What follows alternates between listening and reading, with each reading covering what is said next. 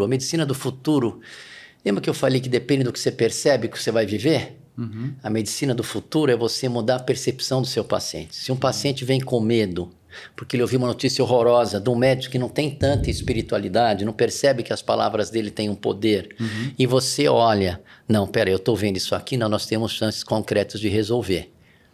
Eu já estou mudando a percepção desse cara. É a forma, né? É muito importante. E aí essa percepção, você ativa... Né? Muito você médico ainda que isso. não tem muito essa percepção, né? Que não, chega igual um troglodita lá falando. Mas a culpa não é deles hoje. O que eles querem, o que são orientados é dar remédio. Então vem um cara obeso, com a apneia do sono, tomando remédio para pressão, tomando remédio para depressão, porque ele tem apneia do sono, tomando um monte de remédio. E aí eu falo, olha, se você corrigir isso, eu vou tirar todos os remédios, só que você tem que virar a chave. Você tem que perder 30 quilos, mas eu vou estar do seu lado, eu vou te estimular. Porque senão a tua longevidade é horrível, porque se você toma remédio a vida inteira, os remédios são úteis, você tem que analisar o custo-benefício. Mas eu afirmo para vocês que tem muita gente que está tomando remédio, que vai morrer mais cedo do que deveria, porque não está arrumando os hábitos. Que nem outro dia eu vi num round lá no Mayo Clinic, um cara que é patrocinado pelo laboratório falando das estatinas para baixar o colesterol. E a gente sabe que nem é baixar o colesterol que resolve. Mas para baixar o colesterol, mas ele deixou uma coisa clara, não adianta você ficar no sofá comendo donuts, aqueles bolinhos americanos que parece o sonho aqui no Brasil, mas tem mais variedade. No sofá, comendo no sofá com colesterol baixo, você vai infartar. O cara que é patrocinado. E aí tem vários estudos, né? Tem vários estudos hoje que a gente sabe que, por exemplo, tem um estudo que eu conheço que é quem toma remédio tem uma placa de gordura, eu até dou porque é 1% de chance dele ter um problema e tira a inflamação. Mas tira muito mais a inflamação se ele melhorar os hábitos, diminuir excesso de carboidrato, de massa, de pão, de doce, fazer um exercício aeróbico, tudo isso, amar, se apaixonar. Quando você se apaixona, você cura, a tua saúde vai... Então, o que acontece? Tudo é uma questão de você melhorar os hábitos desse indivíduo. Então, por exemplo, tem um estudo que diz que diminui o risco de 30% se você toma o colesterol. Não é bem assim. A realidade é o risco relativo. A realidade é, se você toma um remédio para colesterol, tem a estatina tem 2% de chance de melhorar, de você ter um evento. Se você não toma o remédio para colesterol, você tem 3% de chance. É 1% de diferença. Mas sabe o que eles fazem um risco relativo? Eles dividem 2 por 3, dá 0,3333. Aí multiplicam por 100, eles falam, diminui o risco em 33%. Não, é o risco relativo. E quais são as complicações desse remédio? São várias. Por isso que cabe ao médico decidir se vai dar ou não. E quais são as complicações desse remédio? Pode dar polineuropatia, pode dar problema renal, pode dar problema hepático. Mas tem pessoas que toleram bem e estão indo. Então não é dizer que você pode... Pelo que eu entendi, o perigo é que a pessoa toma um remédio e fala, tá resolvido, e continua vivendo o estilo de vida que agora, levou se por outro lado, a condição... Se por outro lado você melhorar o hábito dele, para melhorar você tem que melhorar o espírito. Por isso que eu estou insistindo que a medicina do século XXI é você trabalhar o espírito. Por isso que meu próximo livro vai ser A Era dos Semideuses, uma evolução na espécie. Quem são os semideuses? Assim, eu ponho esse título para chamar atenção, sem arrogância nenhuma. Como diz, que me falaram outro dia, que nós somos a imagem e semelhança de Deus.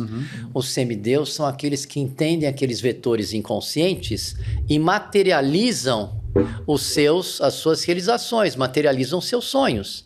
Porque você consegue sintonizar. Então, eu vou dizer para você, qual a probabilidade, sei lá, do Ziba, de resolver uma questão que chegou no mundo que ninguém sabia o que se tratava. Como é que eu falei? Tem método.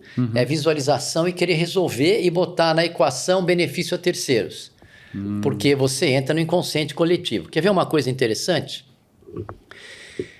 Olha só que mágica isso. Como é que nós vamos explicar? Eu tenho uma tese. Veio um cara no meu consultório. Eu tinha acabado de descobrir que o corticoide funcionava. Tinha um mesinho só que eu tinha descobrido. Ninguém dos meus casos estavam indo para o tubo. Aí eu queria passar isso para os médicos da UTI de outros hospitais. Então veio um paciente meu, olha, eu conheço o chefe da UTI do HCOR, Lucas Barbieri. Aí eu fiz um áudio, meu querido amigo Lucas Barbieri, eu estou aqui, eu entendi que é uma doença imunológica pulmonar e que está respondendo muito bem ao corticoide. Então, vamos nessa linha. Mas tinha uma hora certa também, né? De começar com os corticoides. Tinha, mas eu falei que era depois da inflamação, porque na época estava morrendo todo mundo, menos os nossos casos que nós estávamos dando corticoide. Eu queria espalhar isso nas UTIs, porque o resultado era aos olhos vistos. Outra coisa que as pessoas não entendem, precisamos de estudos randomizados. Você não precisa de estudo randomizado. Você pega 10 velhinhos, dá Viagra para eles, pergunta se eles precisam de estudo randomizado para ver que funciona. Tá certo ou não? Eles não precisam de estudo randomizado. Tá lá, você tá vendo que tá funcionando? Então, eu não tô vendo nada. Mas não, você não, porque você não é velhinho. Mas nem eu. Mas aí o que acontece? O que acontece? Você não precisa de estudo randomizado. Mas o que eu estava dizendo antes disso? Você estava falando com o Lucas Barbieri. Isso. Esse áudio, ele foi para Nova York com subtítulos, nos Estados Unidos inteiro, foi para o Brasil inteiro, me ligaram gente da Alemanha, me ligaram gente da França, me ligaram gente do Canadá.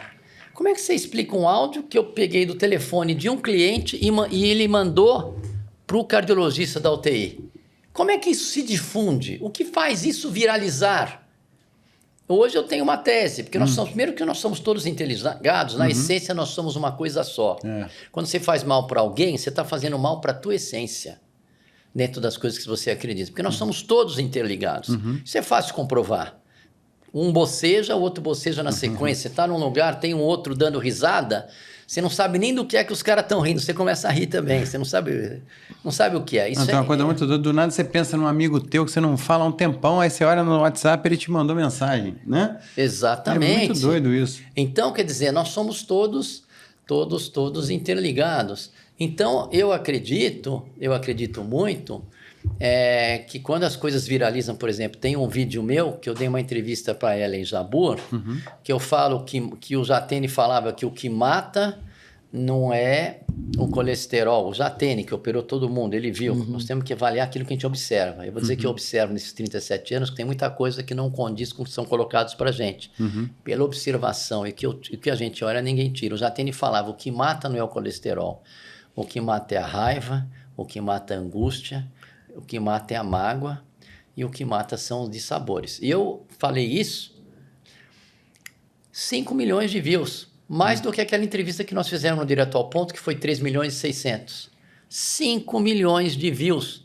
Por que isso viraliza? Porque a humanidade está sentindo o momento da importância de trabalhar essa espiritualidade e não achar que nós somos puros organismos, que esse organismo não é afetado pelo estado de espírito.